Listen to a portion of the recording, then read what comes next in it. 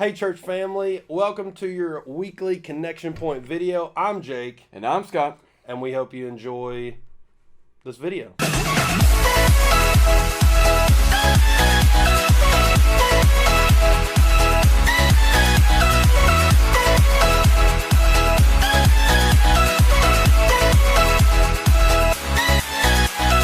Alright, so what are we talking about today, Dr. Scott? Well, it's springtime, and so that means it's time for graduation. So we got people graduating. So I think, do you have anything to say for graduates out there? Yeah, absolutely. We've got graduate recognition, as we usually do, on May 16th this year. And we'd love for you to send in your information for your graduate. We'd love to recognize them. So college graduates, high school graduates, master's graduates, doctoral graduates. Should we recognize you? Always. I don't know. Always recognize you. So yeah, if you have not gotten the information, we need you to send that in to Katie Jellicourse. You should have gotten a letter in the mail regarding graduate recognition and the fact that we want to recognize you as a student who's graduating from high school or college. So please send that information in to the church office to Katie Jellicourse, and we'd love to recognize you and give you a gift on Graduate Recognition Sunday, May 16th. And so since we're talking about academia, we're talking about heady things like graduates. Yep. We thought it might be interesting to talk about ways that we try to engage and utilize our noggins here, our little noodles, and try to grow them. And so what are some ways that you found valuable, Jake, to grow and expand your knowledge base? Well, a couple different ways. One, that's really easy for me because I have a little commute, maybe about a 20-minute drive to work every day. I like to listen to podcasts. So any podcast, usually the ones that I tune into are somewhere between 30 and 40 minutes, so I can listen to one full episode on the way to work and back from work. So that's pretty much a whole episode there. One of my favorites is called Doctrine and Devotion, and so they look at theology, but also the practice of the things that we believe. So there's some Orthodox guys, Baptist in faith. They're from Illinois, and they just talk about different doctrinal issues, different church practice issues. They goof off and have a good time, and it's a fun podcast. Okay, so are most of the podcasts that you listen to are they informative, or is it just people talking to a microphone, just goofing off? Or both? Most of them are informative. I have listened to some entertainment type podcasts before. There's a couple true crime podcasts that I've listened to, but I haven't listened to that stuff in a little while. But a lot of informative stuff. One being like Doctrine and Devotion, like I mentioned, they talk about doctrine, but also Just Thinking, a podcast that you turned me on to. They talk about current issues and how we can look at those things from a biblical perspective. There's also The Briefing with Mohler, and he talks about kind of news from a Christian worldview. And so all of those things are informative, but specifically like Doctrine and Devotion, they goof off a little bit. So it's a little of both. Yeah. So it's entertaining. It's light and heady. It's light and heady. It's entertaining, but it's also informative. Yeah, and I don't have a long drive because I only live about 300 yards from the church. Yep. And so I utilize podcasts when I'm mowing, when I'm doing chores, whether that's washing dishes, mowing the yard, doing different things like that on my day off. Sometimes when I'm commuting as well to other, lunch meetings and so forth. But yeah, so you mentioned a couple. I typically just listen to informative podcasts, whether it's Just Thinking. I like everything from 9 Marks, just about. They've got a Pastor's Talk. They've got another one that's called Preacher's Talk, so that may not be helpful for you. There's also one called Pastor Well with Dr. Herschel York. That's good, that I enjoy. I do try to listen to The Briefing just to get some updates about what's going on, things that are coming down the pipeline. And so there are podcasts. There are a ton of podcasts out there. We just want to encourage you maybe to share some podcasts with some friends. Talk about what you're listening to, why you're listening to it, and how it's helpful and how it's beneficial. Because we're all busy. Everybody is super busy. And so how can you redeem the time? And so how can you, instead of vegging out, maybe listening to country music or pop music or whatever, we're not here to throw down on those things, but maybe instead of listening to those things, maybe we could put some good things, even some godly things, into our brains as we're just doing remedial rhythmic.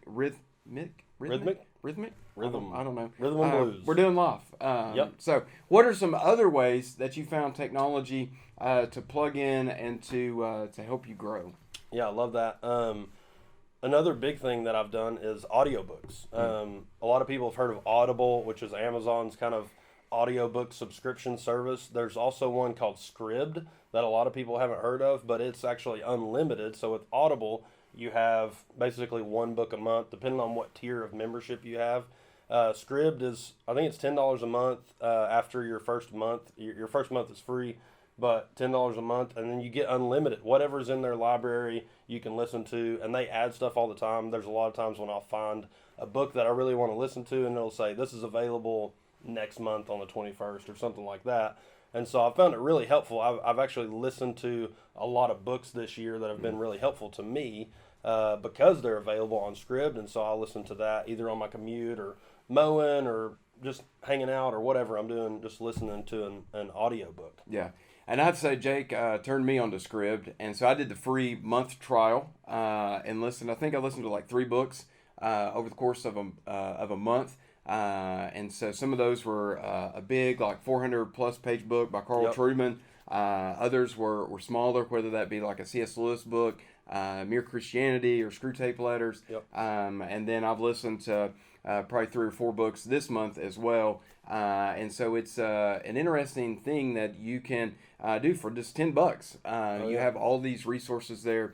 And I know we've talked about, feel like you've kind of done more, like that Just Thinking podcast is like a 3.5 hour long form podcast. And so listen to that, and it's very helpful, but it's much more satisfying to know, like, I spent 6 hours listening to a C.S. Lewis book, and can almost kind of check that off, because I'm a to-do list, I'm a red, and like to have a list and check things off. And so I feel more accomplished actually listening to an entire book versus just listening to a podcast. Yes. Yeah, absolutely. And there's not only audiobooks on Scribd, right? There's also PDFs. There's books you can just flip through and read. If you have a tablet or something like that, That's true. You can read it on there. And so I'm old school. I don't like to read on it. I don't really either, but it's $10 a month, and you get a whole library, which I can't even buy a book for $10, and I get unlimited books every month. And the cool thing with both of them is you can download them when you have free Wi-Fi. If you're chintzy like me and don't have unlimited data, you can download them when you have Wi-Fi, and then they're on your device, and then you can listen to a podcast or an audiobook at your convenience when you're not on Wi-Fi. Yeah, absolutely. And then, so do you say if you listen to a book, do you count that as you read that book?